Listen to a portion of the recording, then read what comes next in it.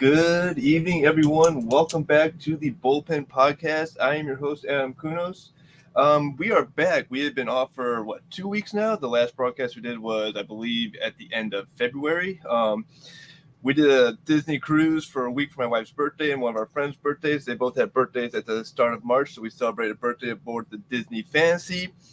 Can't go wrong with the Disney cruise, but we are back. We got back a week ago, but we took a week off just to kind of recuperate, get ourselves back on land time. The ship was fun. It was a little rough at seas for a while, so I think the first day back, I could still feel the effects of the boat swaying back and forth, even though we were on dry land. So we are back. We are back and better than ever.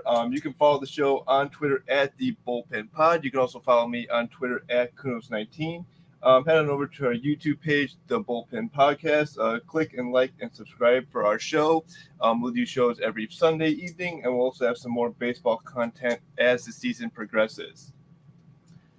We are sponsored by Fanatics. Head on over to our Fanatics link using the Linktree link in our bio on Twitter for all of your 2023 spring training gear and your 2023 World Baseball Classic gear as well. Like I said, folks, we are back after a 2-week break. A lot has happened over the last 2 weeks, and we got a jam-packed show for you tonight. We are going to talk some World Baseball Classic. That is kicking off right now. We got a couple games going on tonight. We got Venezuela and Puerto Rico that are playing down in Miami. We got the United States and Mexico who are about ready to start over in Phoenix. And then we got Australia. They'll be taking on Korea, I believe, out in Tokyo for a chance to advance to the quarterfinals. I'm sorry, they're taking on the Czech Republic, so they'll be taking on the Czech Republic starting at 10 o'clock tonight over in Tokyo. So we got 3 good games that are going on tonight. But we're going to start with some Major League Baseball news before we dive into the World Baseball Classic news. So let's get started with our first story for this evening, and that is Major League Baseball's new jersey rule, the 4+1 rule. Now, I've talked about this a little in the past. Major League Baseball and Nike have come up with a new rule saying that Major League teams are only allowed to carry 4 jerseys plus a City Connect jersey if they have one available. Now, not every team has a City Connect jersey. We only have 14 of the 30 teams who have City Connect jerseys. So this rule does apply to teams that have a City Connect and teams that do not have a City Connect. We will see maybe 6 or 7 teams get City Connect jerseys this year as well. But we have seen some teams that have made some changes to their uniform rotation. We're going to talk about the teams that have made changes and teams that should be making changes and what my opinion will be on these changes. Starting with the Seattle Mariners. So the Seattle Mariners were the first team to come out and say they are dropping 2 jerseys from their rotation. They have dropped their traditional Seattle road jersey, the gray jersey with Seattle across the chest, numbers on the bottom. And they've also dropped their baby blue spring train jerseys, those powder blue jerseys they usually wear during spring training games only. They have officially dropped those from their rotation. They are now going with their navy road jerseys with Seattle on the front.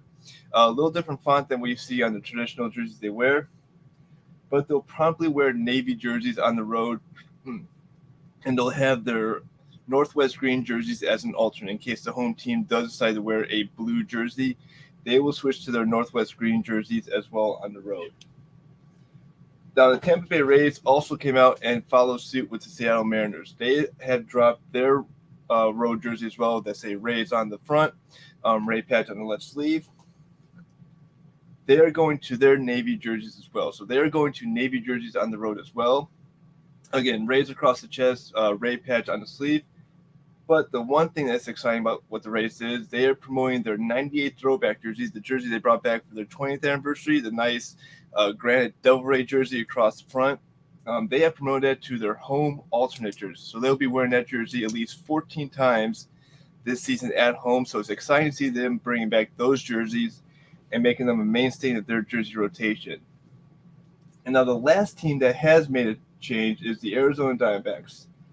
So the Diamondbacks have made a change to their home rotation. So they've dropped their primary home jersey. So it's usually the home jersey with Sedona red, sand, and black colors. They have dropped that jersey completely. they have promoted their teal alternate home jersey to their main home jersey. And that's one jersey I do love. I have one of the first jerseys that they came out with back in 2017. Those are one of my favorite jerseys. They usually have worn those on Tuesdays and Thursdays, part as teal Tuesdays, teal Thursdays. Those will now be their main home jerseys. They'll keep the black jerseys. They'll keep the Sono red jerseys, their traditional grays, and they keep their Lesser Patina City Connect jerseys as well. So those are three teams that have made official changes to their jerseys. Now, I kind of went through over the last couple of days and went through all major league teams, said, okay, which teams have 5 or more jerseys or 4 or more jerseys, and which jerseys will they be dropping if it comes up to this as well. So the teams that I came up with, I could be wrong. That's speculation. Don't quote me on this for 100%. This could be wrong going forward. I'm starting with the Chicago White Sox. My team, the Chicago White Sox, they technically do have 5 jerseys in the rotation. They have their traditional pinstripe jersey, road, their 1983 throwback alternate home jerseys. They have an alternate black jersey with SOX on the chest, and they also have a spring training jersey with the old school Batterman SOS Sox logo from the 80s, recolored in the black and silver on their chest. So they do have 5 jerseys technically. Now the Mariners did the same thing where they dropped their BP jersey, but the White Sox have not made an official announcement saying that they will be dropping a jersey. Again, this is just speculation. If the White Sox do make a move forward, I suspect that they will drop the SOX black jersey to keep the other black alternate jersey as part of the rotation. To me, that jersey has become a little more popular than the black alternate jersey. I know that black SOS jersey has been used since 1991. Has been altered just a couple of times. I have that one of those jerseys as one of my favorite jerseys in the rotation next to their best jerseys they used to wear back in the 90s. But I assume that they will drop that jersey if they do going forward. Now, the next team that I think will be making a change will be the Atlanta Braves. The Braves have 5 jerseys in their rotation, to my knowledge. Home white, road gray, home alternate red, a navy alternate road jersey. They have a cream alternate home jersey with Braves on the front as well. I think that they have to drop a jersey from that. They drop the cream jersey. They just keep the standard home, road, red alternate home, navy alternate for the road. I like that rotation. I think it flows well for them. And I think it kind of fits the repertoire what we've seen from the Braves over the last 5 to 7 years. The Cincinnati Reds, again, I'm a little skeptical on this one, but the Reds do have 5 jerseys as well. They have a Memorial Day, I want to say, alternate jersey they promoted to their alternate rotation. It's a camel green jersey. Reds, everything is colored in green camel, what they wore back from, I believe, 2016 or 2015. I think they dropped that jersey. Again, teams have kind of moved away from the camel jerseys. They got the hats that they come out with every Memorial Day that they wear on Memorial Day during the season, but they have moved away from coloring the jerseys in those same colors and then stick with the hats. They have gone to a little poppy seed or poppy memorial patch on the jerseys, what I think is very respectful to our veterans. So I think the Reds dropped that jersey. The New York Mets. Now, I heard a rumor, again, just a rumor. I'm not sure if this is live going forward, but the New York Mets had a rumor that they're going to be dropping their alternate road New York blue jersey. They kind of recolored their alternate jerseys from black to blue over the last couple of years. Home alternate Mets in blue, alternate road Mets in blue as well. A couple of years ago, they did bring back the very popular Mets alternate black jerseys, which is one of my favorite jerseys. I remember those jerseys from the late 90s, early 2000s, Mike Piazza, Robin Ventura, from when they had the World Series run. They brought those back for every Friday, so I think they keep those jerseys going forward. And I think they drop the alternate road jerseys and just wear the alternate blue Met jerseys, both on the road and at home. Now, the Philadelphia Phillies are another team that have more than 4 jerseys. They have their home pinstripe, the road. They have an alternate cream jersey. They have their powder blue sets, which they brought back last year, and they actually wore those in the World Series last year. And then they have their red alternate jerseys, which they will wear at spring training. And then they have worn those at home and now on the road, as the players did want to bring those to the road because they kind of got tired of wearing just the road jersey all the time. If they had to drop one set, I don't think they dropped the powder blue jersey. I think they dropped the alternate cream jersey. Again, that jersey is a nice classic throwback to the 40s, but I think that the all blue jersey with the maroon hat is a little more popular from the fans, a little more popular by the players. It's a jersey they actually kept for the World Series last year. So I think they keep that jersey going forward and drop the alternate cream jersey. The San Diego Padres have 5 jerseys. Now, this one, they have 2 camo jerseys. Now, if you follow the Padres, every Sunday at home, they wear a digital camo jersey. They've worn this, I believe, since 2000 when they recolored their jerseys to their to the tan and navy set that they had back when they won back-to-back divisions in 2005 and 2006. They had 2 alternate camo. They have a green camo and kind of like a digital gray camo. I think they dropped one of the camo jerseys. I'm not sure which one they're going to drop, but I think they dropped one of the digital camo jerseys. Keep that for some of the alternates. They have their traditional brown road jerseys, their alternate pinstripe road jerseys, and then they have their traditional home jerseys as well, the brown pinstripe. So I think one of the camo jerseys gets axed from the rotation this year. And the last team is the Texas Rangers. The Rangers have 5 jerseys as well. They have a home, a red alternate, a royal blue alternate, their traditional gray, and a powder blue, all powder blue jersey. This one's kind of tough for me because the powder blue does have a nice ring to it. It kind of throws me back to the 70s for the Rangers. But I think that they do drop the powder blue jersey. I think they stick more with the traditional home road grays, 2 alternates that they'll wear. The red alternate they wear mostly at home every Friday. The blues they'll wear at home, and they'll alternate that to the road.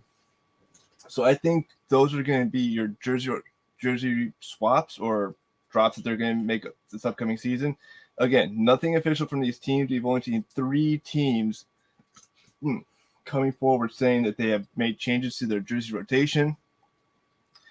Now, we have seen teams redesign their jerseys. The Brewers, the Twins have redesigned. The Brewers did this redesign back in 2020. Prior to the pandemic, they went to just 4 jerseys. So I don't know if they knew that this rule was going to be coming into effect for them. So they have their 4 plus their City Connect. The Minnesota Twins probably saw this coming as well, so they made a change, dropping down to 4 jerseys. They'll have a City Connect coming within the next couple of years, but they had at least 6 jerseys last year in the rotation. So it's something that maybe teams were aware of and knew that it would be coming starting with the 2023 season. All right, and let's talk some spring training baseball. So spring training is underway. So what has happened so far for spring training? So it's only been about 2 weeks for spring training. So it has been just teams warming up. You had full rosters coming into camp about 2.5 weeks ago, and then you had players break from those respective camps into their national team camps. So we had Team USA break camp out in Arizona. You had teams all over the world who were just prepping for the World Baseball Classic, bring their teams together, have about a week of training. We did see some scrimmages from World Baseball Classic teams and Major League teams, which I think was just absolutely phenomenal. But teams are now getting used to the new rules that are coming down the pipeline for 2023. The bigger bases that are coming up, which if you've seen the pictures, don't really play a big change into the game. Bigger bases mean that you'll have less injuries on the base pass. Your steals may increase, your pickoff attempts may decrease. Who knows what's that going to play into? But spring training has just been very exciting to see over the last couple weeks. It's exciting to see baseball back, especially when you have the World Baseball Classic and spring training in the same time. But there are concerns for teams that are coming forward, especially with the World Baseball Classic underway. You want to make sure that players who are going to play for the national teams are coming back healthy. So it's a little concern if you're a fan of a team who has multiple players on different national teams. Will they stay healthy coming down the pipeline after the Classic, and will they be ready to play?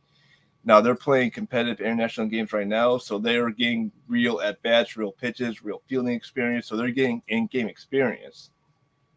But this is a perfect opportunity for your younger players who aren't playing these national teams to kind of show off their talent, kind of give an idea of, hey, here's what we can offer if these players are not available during the season. If they get injured, here's what we could have to offer. So I just like when you get these young players who are getting a chance to see Major League pitching, getting that Major League Baseball experience. And it's fun because spring training are not official games. It doesn't matter if your team win or loses. You just want to see good performances from your players on your team. I mean, the White Sox and Angels played a game today, and they ended up with a 1-1 tie after 10 innings. So, I mean, that's fine. Oscar Cortez hit a home run for the White Sox, so it was nice seeing him get some at-bats for the White Sox. They're bringing out Michael Kopech, who had 3 scoreless innings of pitching this game, which is something I like to see from him going forward. So it's nice to see that young players are getting this opportunity to showcase their talent, who know that they may not be breaking with the big league camp at the end of training. They may be breaking with AAA or even AA, but there's that potential that they will get called up going forward throughout the season if an injury happens, or God forbid you have a devastating end of season injury that takes out one of your star players. You have someone in the background or in play in minor league baseball who is going to be ready to step up once that player goes down for an injury. So again, you do not want to see that, but it's nice to see this going forward for your teams. My personal view of spring training, I think camps have been going great for teams that I follow: Rays, White Sox, and Diamondbacks. These teams are looking really good going forward. I am seeing, from the White Sox perspective, a lot good pitching coming through. I'm more concerned about the bullpen with Liam Hendricks out for at least the first half of the season following his cancer treatment. So I'm kind of interested to see how the White Sox will play the closer role this year. Arizona, kind of a mix in it going forward. They got a lot of young talent, but I'm interested to see if they break with a lot more younger players, or if they keep the core they had last year and they send some of these younger players down to AAA and maybe call them up July, August, September. The Rays, it's hard to tell what the Rays are going to do because they keep changing the narrative of a competitive baseball team every year. They're coming off back-to-back division titles, a wild card appearance last year. So I think they'll be a competitive team, but it's going to be interesting to see if they're able to keep up and who they break camp with. I have no idea who the Rays are going to break camp with this year. They'll be changing the roster, I believe, more times than any other team in Major League Baseball over the whole season. That's something they've done over the last 2 seasons, and it's worked out for them in the long run. It led to a World Series appearance in 2020, led to the best record in the American League in 2021. It did get him a wild card spot last year in a very competitive division with the Yankees, Blue Jays, and Orioles. So we'll see what happens with these 3 teams going forward. And we're going to be bringing you some more spring training as we move forward. But now let's get into what we came for. It is World Baseball Classic time, ladies and gentlemen. I am excited for World Baseball Classic. I got my USA jacket on, my USA hat on. At my desk, I got my USA jersey displayed at the front of my desk. It is just a great time for the World Baseball Classic. We had the World Cup of Soccer last year, and now we dive right back into international competition with the World Baseball Classic. So we last saw this tournament in 2017, where the United States won the whole thing. They were crowned World Baseball Classic champions in 2017. This tournament does take place every 4 years. When the tournament kicked off in 2006, it was a 3-year span before it returned back in 2009, and then went to a 4-year rotation. However, with the COVID-19 pandemic, the Classic was canceled in 2021. Qualifiers were pushed back to 2022, and the Classic was moved to 2023. So they did expand the Classic. We were only seeing 16 teams in the first 4 Classics. We are now seeing 20 teams in this Classic. We had qualifiers that took place in 2022 for 4 additional spots. And just a kind of reminder, we're playing international baseball rules. So there are different rules for international play than you would see in Major League Baseball. The most interesting rule that I'm going to talk about is the pitch count rule. So pitchers are limited to a certain number of pitches for each game. So if you have a pitcher on a team, let's say you're following Team USA, you're going to want to keep an eye on your starting pitchers because they're going to be on a very tight pitch count. Pitchers in the first round are only limited to 65 pitches. So if you're a starting pitcher, you're only going to be going maybe 4-5 innings just based on how many pitches you can get through in that time. If you're keeping your pitches per inning low to maybe 9 to 12 pitches, that puts you in great shape to go maybe 6, 7 innings if possible. I doubt we'll see pitchers going that long in the Classic because they're going to want to save their arms for later pool play and the quarterfinals, semifinals, and even the championship round if they get that far. When we do get to the quarterfinals, you are limited to 80 pitches. When you get to the semis and the championship round, you are able to go to 95 pitches. So the pitch counts do increase as you get deeper into the tournament. However, that is something you're still want to keep an eye on. I'm going to kind of pick on Team USA here for a second. Lance Lynn from the White Sox is on Team USA, so I'm going to be very interested to see how many pitches he pitches in his first game. I don't know when he is slated to start for Team USA, but when he does start, I will be keeping an eye on his pitch count just to make sure that he is able to keep his pitches in the low, we'll say 50s, don't go any more than 60 pitches within hopefully 5 innings, and has a good outing, doesn't get roughed up too badly in his first game.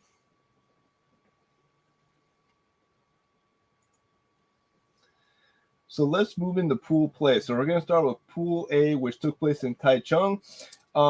Cuba and Italy have both advanced out of the Pool A bracket with a 2-2 record. This pool actually ended with all 5 teams finishing with a 2-2 record. So you just had a 5-way tie for first place. But run advantages went to both Cuba and Italy. So Cuba was an interesting story. They started 0-2 in this pool play, so they were looking bad coming out of the first couple games.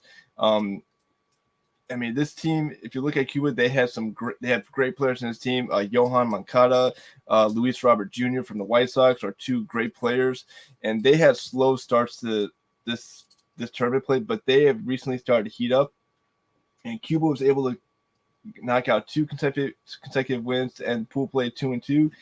They advanced to the quarterfinals, and Team Italy advances to the quarterfinals as well. They're going to keep that Nutella espresso machine in the dugout. That must be a good luck charm. I would love to have an espresso when I was playing baseball around high school, but I guess it's something different with international play. But Cuba and Italy move on. The Netherlands, Panama, and Chinese Taipei all finished 2-2 as well. I'm a little shocked by the Netherlands. They're coming off back-to-back fourth-place finishes in the tournament. They had very strong outings back in 2013, 2017. I thought they would have a good chance to make it out of this play as well, but unfortunately, they just didn't play, I guess, well enough. They scored a little more runs, but they still had a great tournament, in my opinion. Panama and Chinese Taipei, they have great teams. Panama has been kind of a struggling team in the baseball classic. They haven't performed as well as we have seen them perform in the last 3 classics. So they're a team that I think going into the next classic in 4 years will be one that they may bring in some more young players, kind of retool a little. But I think Panama will be on the rise coming into the next tournament, which I believe will be in 2027, if I did my math correctly. Moving on to Pool B. So Pool B was taking place in Tokyo at the Tokyo Dome. The team from Pool B was the home team, Japan. They went 4-0 in this tournament, outscoring everyone 38-8. So they outscored their opponents by 30 runs in this pool play tournament. They pretty much had this pool locked up in the second game. They went 4-0, but they're only one team has advanced so far, and that is Japan. We still have another team from this pool that can advance, and we have 2 teams actually that could advance with the win today. So Australia and the Czech Republic could advance today with the win. They play later tonight at 10 p.m. on FS2, I believe. So they could advance today. Australia did lose to Japan earlier today, 7-1. So if Australia wins, they will advance out of the pool play to the quarterfinals. Other teams in this bracket included China and Korea. China went 0-3. It's 0-3 right now. Korea sits at 1-2. I'm a little shocked by Korea sitting at 1-2. Korea has produced some great baseball players, some Major League Baseball players over the last 20 years. So it's kind of a little disappointment to see them have a poor classic outing. But again, they're facing Japan, which has produced a number of Major League All-Stars, Ichiro Suzuki, Tadahiro Gusi, Daisuke Makazaka, Shingo Takatsu, and then, of course, Shohei Ohtani, who had a monster home run in pool play. I believe he took that down to the, I think, fifth row out in right field. And what was cool is once they caught the ball, they were actually passing the ball around the stands, taking pictures with it, and actually got it back to Shohei. So he actually does have that home run ball from his home run in Tokyo Dome. And again, Japan, they've had great World Baseball Classic success. They've won the first two classics. They had good outings back in 13 and 17, so they're looking for a good rebound year in 23 and looking for their third World Baseball Classic championship.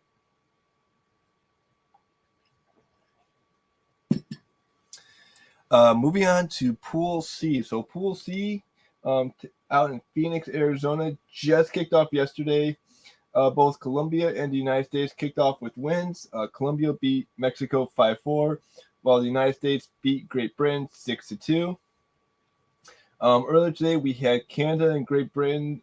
This was a slugfest to begin with, ladies and gentlemen. Both teams combined for 26 runs and 25 hits, ending with Canada winning 18-8 in 7 innings. Now, I said that correctly, 7 innings.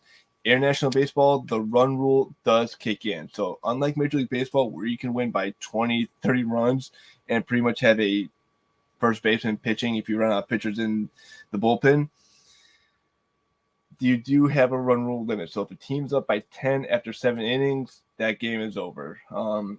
So they are moving on.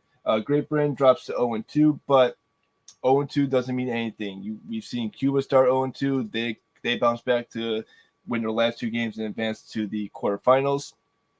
So we do have a couple games going on right now. We have Venezuela and Puerto Rico taking place in Miami. Last I checked, Venezuela was up 9-2. I will double check that score for you here real quick.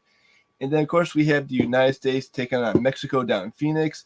Mexico has jumped out to an early 2-0 lead over the United States with a 2-run homer. But again, that's just in the top of the first. This happened last night with the United States. They got down, they got down early to the Great Britain, but they were able to bounce back and win that game 6-2. So you got a great Pool C matchup. Actually got 2 great matchups in Pool C. So I'm very excited about the United States. Again, they're playing right now. If you see my setup right now, I got a laptop with the game on. I got my laptop with notes. My wife is using the big TV to play Harry Potter Legacy, kind of deal we made. So I got the game on, so it's all good. And update from the U.S. game, Paul Goldschmidt draws a walk in the bottom of the first with 2 outs. So you got Sandoval pitching for Mexico, so he's already at 13 pitches. So if he can get us hitting with maybe less than 25 pitches, I think he'll be in great shape going into the next 3 to 4 innings. And stand by while I get you an update on that Venezuela-Puerto Rico game.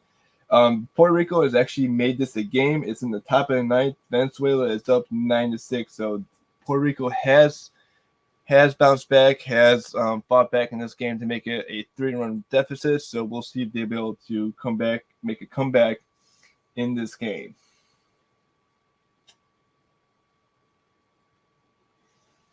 And then ending with Pool D, we've already talked about 2 teams in Pool D, Puerto Rico and Venezuela. Other teams in Pool D include Team Israel, Dominican Republic, and Nicaragua. Nicaragua has dropped their first 2 games, so they sit 0-2.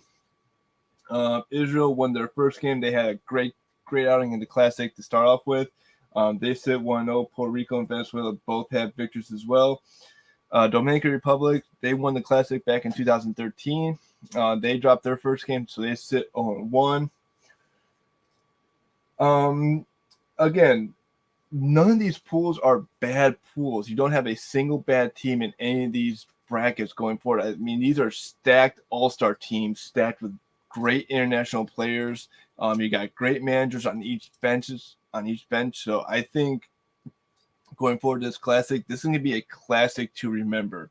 I remember watching the first Classic back in 2006. Japan just had an absolute classic tournament. They went through and they won every game. They had great pitching, great defense, and it was fun seeing the celebrations. And that's one thing I love seeing when you have international baseball is the celebrations.